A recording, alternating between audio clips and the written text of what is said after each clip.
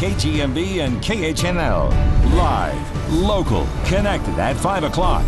This is Hawaii News Now. Answers at last. Good evening, I'm Stephanie Lum. And I'm Sean Ching. One man from Florida and another from North Carolina have been indicted by the federal government for fraud in the Stevie Wonder blunder.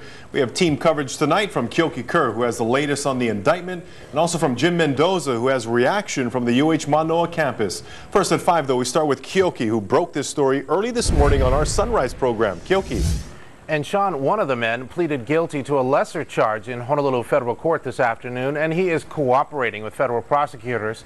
And it looks like the UH's $200,000 deposit for the failed Stevie Wonder concert is long gone.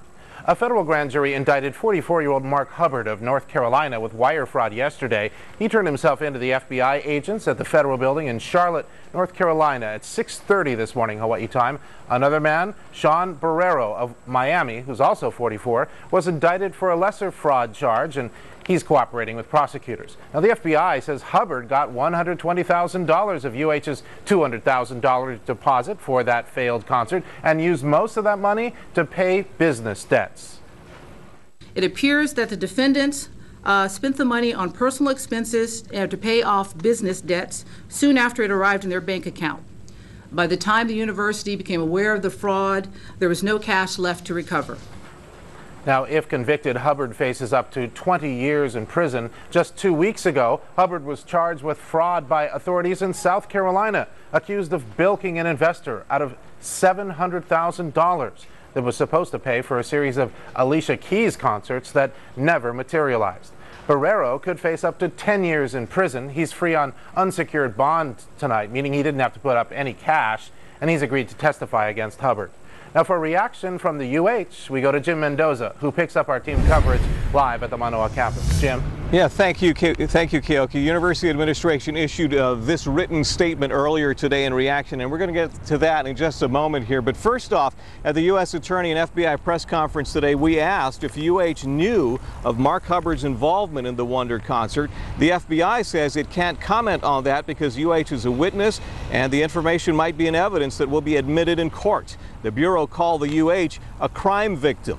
UH seized on that comment today, saying in its statement, law enforcement now confirmed the university was a, quote, victim of a white-collar crime. We asked students for their reaction. My concern, of course, is that the loss of money from the university and the additional monies that have to be spent, to remedy this. At the same time, I'm appreciative that, somebody is going to investigate. It just doesn't look good for the people that are running our university. It looks like they're not responsible with our money and, all the money that we pay to go here. In its statement, UH President Marcy Greenwood says the university looks forward to the criminal justice system proceeding to prosecute those charged.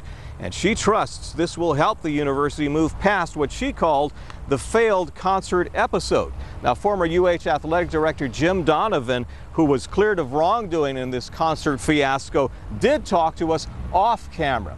And we'll tell you what he has to say in reaction to the news in court today, coming up at 6 o'clock. Reporting live at UH, I'm Jim Mendoza, Hawaii News Now. All right, thank you much, guys. And be sure to head to our website for continuing coverage on the Stevie Wonder concert Blunder. You'll find the full indictment and complete statement from UH.